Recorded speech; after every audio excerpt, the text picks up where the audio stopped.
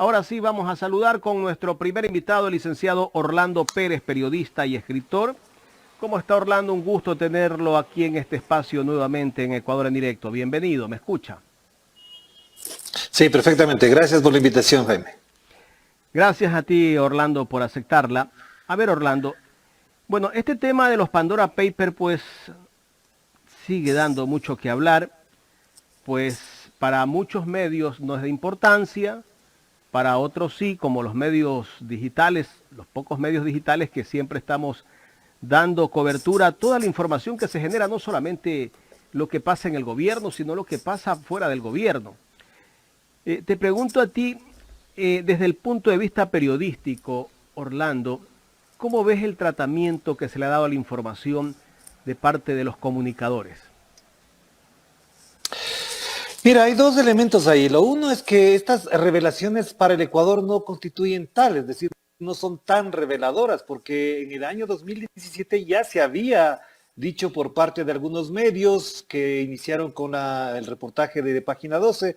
Me acuerdo perfectamente que en aquella época el Telégrafo, que yo lo dirigía, amplificó, dio mayor cobertura al tema de esa denuncia que se hacía. Telesur, me acuerdo, hizo un reportaje y alguno que otro medio digital también amplificó. Es decir, en ese momento ya se conocía lo que ahora denuncia Pandora Papers.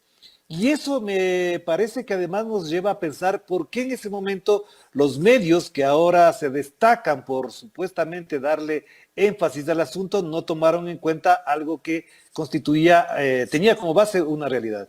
Eso es por un lado. Y por otro lado, cuando ya ocurre esta revelación, entre comillas, a nivel global, en el caso ecuatoriano los medios de comunicación han tratado de evadir y de darle el énfasis que le hubiesen dado si se trataba de otro personaje político o de otro presidente. A mí me parece que, por ejemplo, la declaración que hace la señora Mónica Almeida en el debate que tienen, en el diálogo que tienen los comunicadores que han trabajado en este tema, en un espacio que tuvieron a semana sobre el tema, y es más, dice que no hay violación a la ley en este caso porque el presidente ya se deshizo, es decir, tocando y utilizando el mismo argumento del presidente Guillermo Lasso, pero lo que no dice Mónica Almeida, que con otro periodista de nombre Paul Mena habían trabajado en este tema, tiene que ver con que en la publicación del Washington Post se destaca que esa plata de Guillermo Lasso se pasó a 2 fideicomisos en Dakota del Sur. Por lo tanto, aquí hay un elemento que dejan por fuera.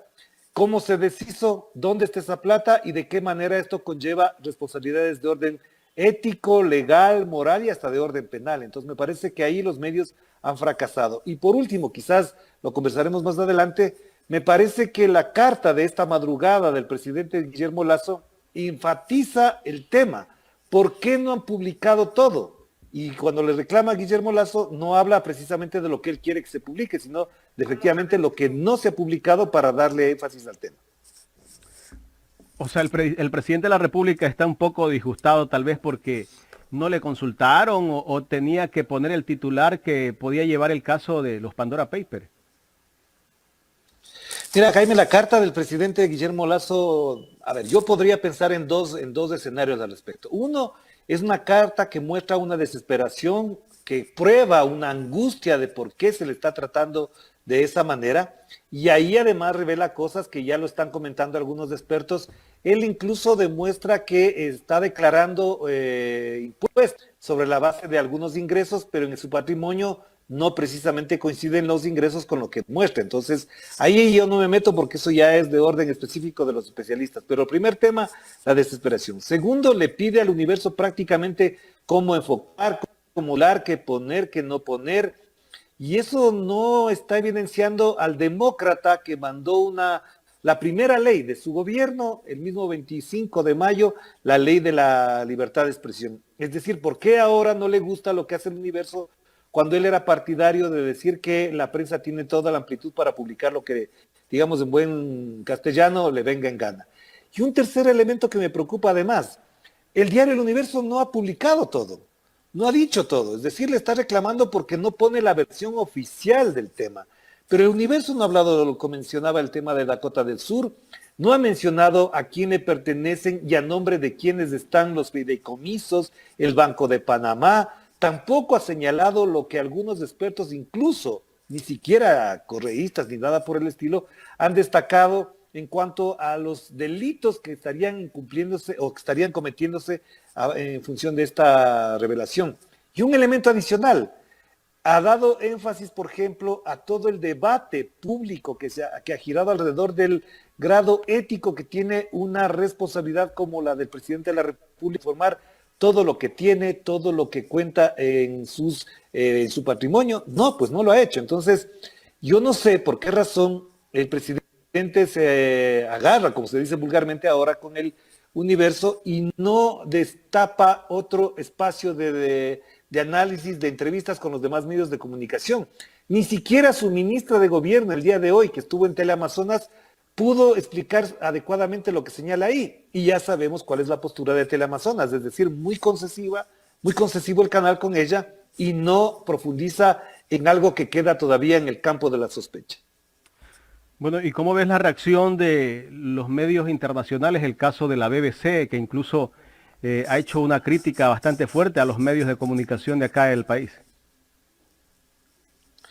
Mira, lo que pasa es que a nivel mundial un acto de esta naturaleza no puede quedarse en la tercera página, en la quinta página, en el recuadro de la nota principal. Incluso la Deutsche Welle de Alemania ha hecho un análisis del comportamiento de la prensa, la BBC de Londres ha hecho un análisis del comportamiento de la prensa ecuatoriana, porque efectivamente, si se trataba de otro país, esto sería un escándalo y la apertura de todos los noticieros. El titular del día en que se destapa el caso del Universo ni siquiera lo menciona el presidente. Y eso lo dice la BBC de Londres, lo dice la Deutsche Welle, incluso algunos portales informativos de orden digital, no lo dice Telesur, Radio Pichincha, no lo dice otros medios de comunicación. Y yo frente a eso creo que hay dos elementos de análisis también. Este es un escándalo de orden mundial, global, que apela a un elemento clave y que es común a todo esto. ¿De qué manera los grandes fortunas, los grandes millonarios de este planeta evaden impuestos? Y eso ya no da cuenta de solamente una crítica de orden político, ético, moral, sino de una crítica de orden moral. Segundo, digamos de orden penal, perdón. Y lo segundo, que me parece que sí está destacado en los medios de comunicación, quienes aspiran a la política, quienes ejercen la política y más, quienes después de haber sido 10 años candidatos, como el caso del señor Guillermo Lasso, y llegan a la presidencia, tuvieron suficiente tiempo para transparentar sus cuentas porque saben que al ejercer el cargo, toda la mirada, toda la iluminación, todo el enfoque, todo el foco de atención sobre su gestión, sobre sus bienes, va a centrarse en ellos. Por ejemplo, el caso de Sebastián Piñera se ha venido destacando, se ha venido diciendo muy parcialmente en los medios chilenos, pero en algunos casos se ha destacado en otros ámbitos. Pero aquí, señalo puntualmente, la prensa en el mundo está diciéndole a Guillermo Lasso, a Sebastián Piñera, a Luis Abinader de República Dominicana, que en calidad de mandatarios no pueden tener oscuridad en sus cuentas. Y eso creo que ya incluso ahora que se está discutiendo este tema, explica de una u otra manera que no se le perdona a un personaje público, uno, mentir, dos, ocultar, o tres, tergiversar o camuflar sus cuentas, sus ahorros, sus fortunas, porque ya tiene responsabilidades políticas. Algunos analistas políticos dicen que se le va a hacer difícil y bastante cuesta arriba al presidente de la República justificar todo lo que él supuestamente ha dicho que no tiene, no ha tenido, no tiene en este momento cuentas offshore, pero aunque sí lo dice que lo tuvo, ¿no? Ahora, el problema aquí es si lo tuvo cuando vendió o transfirió esas acciones de esas empresas, pues tiene que haber una transferencia, tiene que haber un cheque, a qué cuenta se fue ese cheque, quiénes son los dueños, quiénes están vinculados a esas nuevas empresas. O sea, todo eso va a ser un poco difícil que el presidente de la República se pueda escapar y tal vez de un juicio político. Claro, mira, ya las consecuencias de orden legal y político las tienen que asumir quienes tienen esas responsabilidades. Desde el punto de vista periodístico, yo creo que hay dos elementos también de análisis, y quizás tres, voy a apuntar dos principales. El uno es la transparencia. El presidente de la República está en la obligación de transparentar lo que tú acabas de mencionar, Jaime, es decir, si él se deshizo lo que dijo en cadena nacional, que no coincide con lo que dijo en el 2017, donde le dijo a Andrés Carrión y en una entrada de calle con varios medios dijo que su patrimonio estaba en el Ecuador. Él tiene que transparentar, y al transparentar podríamos tener incluso la tranquilidad de que nos diga dónde está esa plata y a quién le pertenece ahora su fortuna. Porque además, según la ley del 2017, si él trasladó a su esposa, a sus hijos, evidentemente ahí hay un delito o un supuesto delito de testaferrismo. El segundo elemento que tiene que ver con todo esto es que si él asume la presidencia de la República y ha mentido o no ha dicho toda la verdad, está entrando en un terreno muy espeso, muy delicado, que es el del perjurio, porque lo que acaba de mostrar sus cuentas no coinciden con su patrimonio y con las declaraciones de impuesto a la renta. Entonces ahí hay un perjurio que también tiene consecuencias de orden legal y de orden incluso administrativo para un funcionario público.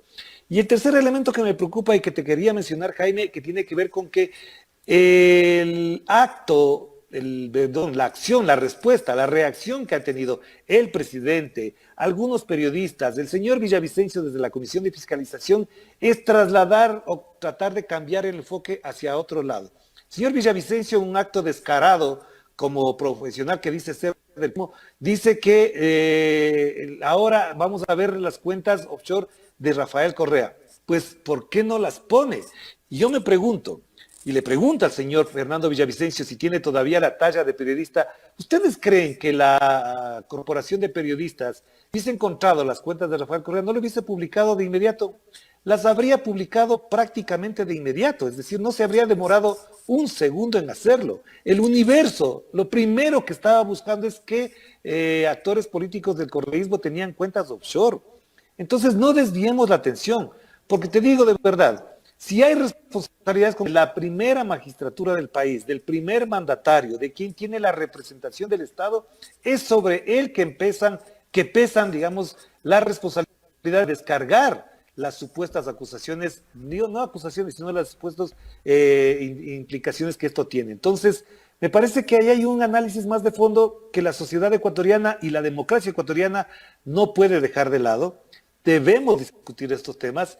Yo me acuerdo evidentemente que, por ejemplo, cuando se dio el caso Watergate en Estados Unidos, esto implicó la renuncia del presidente y esto obviamente trae consecuencias de orden incluso económico para el país, porque quiero señalar que en la consecuencia o en la evidencia, si de esto se prueba, también ¿quién quiere invertir en este país? ¿Quién le va a dar garantías al ciudadano presidente de que la inversión que llegue acá tenga los efectos inmediatos cuando hay sospechas, graves sospechas, de que todo lo que ingrese por acá o no llegue directamente o se transfiera los recursos hacia cuentas o paraísos fiscales de quienes, no siendo mandatarios, tengan responsabilidades, por ejemplo, en la inversión extranjera, en las riquezas que genera la inversión extranjera?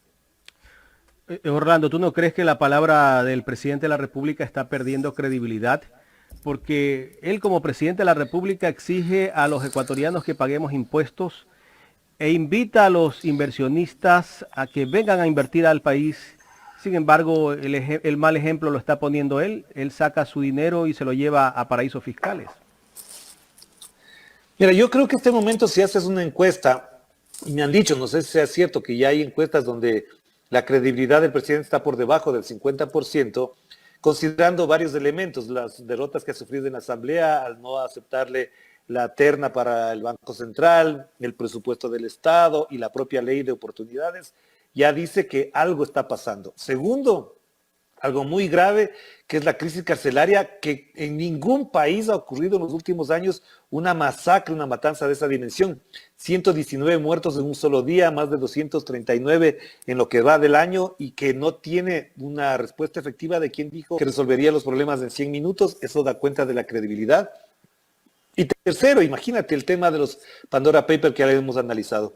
Esto incluso, me atrevo a decir algo que es muy importante en este caso, Jaime, y que algunos amigos que nos escuchan podrán coincidir conmigo, no. Pero a mí me suena un déjà vu impresionante con el gobierno de Yamil Maguad. Después de la firma de la paz, Yamil Maguad era el gran estadista, era el gran conductor del país, un tipo incluso mejor preparado que el propio Guillermo Lasso para administrar el Estado. tenía los niveles de popularidad muy altos, y apareció el señor Azpiá a su seminario y le reclamó por la plata que le había depositado para su campaña electoral, y empezó el declive de Yamil Maguad, que después vino ya todo lo que sabemos, feriado bancario y caída del gobierno. Ahora, Guillermo Lasso, que tenía entre 70 y 75 puntos de popularidad a propósito de la vacunación, viene la crisis carcelaria y ahora le aparecen unas cuentas no claras, más bien confusas, en guaridas fiscales, y yo creo que la popularidad cae. Y esto tiene que ver con algo que es un capital político que todo funcionario, que todo mandatario debe tener, y es la credibilidad. Si la credibilidad del presidente Lasso no está efectivamente respaldada con los actos, con los hechos, con las cifras y con los datos, la credibilidad del presidente puede venirse al piso. Y un presidente sin credibilidad es prácticamente un político que no garantiza ninguna legitimidad, aunque tenga legalidad en el cargo. ¿Cómo podría encontrar la gobernabilidad el presidente de la República en este momento? La primera es transparentar sus cuentas, decirle al país efectivamente dónde está la plata, a quién dio el certificado, la factura, el recibo, a dónde fue la plata que él tenía, y con eso, incluso si es que efectivamente nos mintió, pedir disculpas, pero ahí hay consecuencias legales. Lo segundo, efectivamente, me parece que él tiene que dejar de atacar. El discurso del 9 de octubre en la ciudad de Guayaquil es ofensivo, habla de los glosados en un tono irónico para señalar a quienes dice que, según él, va a denunciar que tienen mucho más de lo que muestran y que viven como ricos cuando en realidad declaran como pobres. Eso me parece que es un segundo elemento. Deje de atacar a sus Y eso es como una desesperación del presidente, ¿verdad? Yo creo que es una forma de evadir lo de fondo y o amenazar. Atacando a los demás de amenazar. Lo hace ahora con el diario El Universo. Imagínate, le dice, yo que les condecoré, yo que les aplaudí, yo que estuve en su diario, me sacan ahora esto. Es decir, eso no da cuenta de un presidente que esté racionalizando su discurso político, su relato, y además dándole prestigio a la autoridad que debe tener un mandatario. Es decir, él no podría hacer eso. Por eso incluso tiene ministros, tiene asesores, tiene voceros que podrían hablar con él, o por él, perdón, pero él por delante esta batalla, tiene tareas y temas mucho más importantes, pero en las últimas, ¿qué será?, 72 horas o un poquito más quizás, él se ha concentrado en el tema de los Pandora Papers porque sabe perfectamente que ese es un tema capital. Yo me pregunto, por ejemplo, ¿qué diría un Jaime Durán en estas alturas? Presidente, ¿qué hago? ¿Qué hacemos frente a esto?, le preguntarán sus asesores. Y Jaime Durán le diría, diga la verdad. Si es un buen consultor político, le tendría que decir, diga toda la verdad a costa del precio que sea. Eso es lo que diría cualquier consultor político, pero entonces en la desesperación me parece que da traspiés o mete la pata, como se dice vulgarmente, y no ayuda a entender mejor esto. Lo que yo le sugeriría al presidente es, hagamos un panel. Vamos 3, 4, 5 periodistas donde yo me quiero incluir, porque cuando él me buscaba, cuando era candidato para hablar de cosas, cuando me llamaba, me escribía mensajes de WhatsApp para conversar sobre estos temas, yo le invito a que ahora seamos recíprocos. Sentémonos 4 o 5 periodistas, no de los alineados que sabemos quiénes son, y hablemos, pongámosla sobre el tapete los debates, en el debate los temas del país, y conversemos y aclaremos las cosas en el franco respeto, por supuesto, de su condición de ente. ¿Cómo leer el tema de la asistencia a la sesión solemne del municipio por parte del presidente de la República, Guillermo Lasso? Tal vez esto significó buscar cierto acercamiento con el líder social cristiano Jaime Nebot, que se dieron la mano ese día, y la condecoración que se le dio también a Jaime Durán Barba.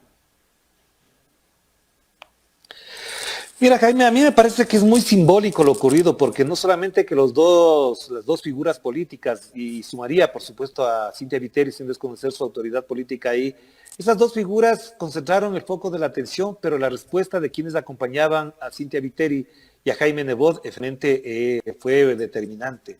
Nadie aplaudió al Lasso, nadie evocó su figura. El propio discurso, lo escuché, de Cynthia Viteri no da cuenta de un apoyo explícito y menos implícito a Guillermo Lasso, más bien le exige cosas como aquello de las leyes que está planteando para que se puedan utilizar las armas por parte de los ciudadanos. Y por otro lado, esa condecoración a Jaime Durán La verdad es que es imprudente, innecesaria, cuando hay denuncias para él y contra Santiago Nieto de tener cuentas offshore. Es decir, no fue la sesión en la que se habló de Guayaquil, no fue la sesión en la que se destacó lo valioso que significa el pueblo guayaquileño para la República del Ecuador. Y creo que además Guillermo Lasso en su discurso, muy mal hecho además, te lo digo con franqueza, muy mal redactado, quizás ahí tendría que mejorar su equipo de discursos, muy mal hecho. Y apunta contra unos enemigos y unos adversarios que nunca señala con nombre y apellido. A mí me parece que ahí, comparando con Jaime Nebot, sin coincidir con ninguno de los dos, por supuesto, ideológicamente, Jaime Nebot es muy auténtico en sus cosas. Y Guillermo Lasso no se ve auténtico, no se muestra auténtico en el mejor sentido de la palabra, sino que al eludir, confrontar y hablar con nombre y apellido de las cosas, de prestigio su discurso y el relato político que todo magistrado de esa talla debería tener a estas alturas de la historia, además que todo el mundo le pone atención.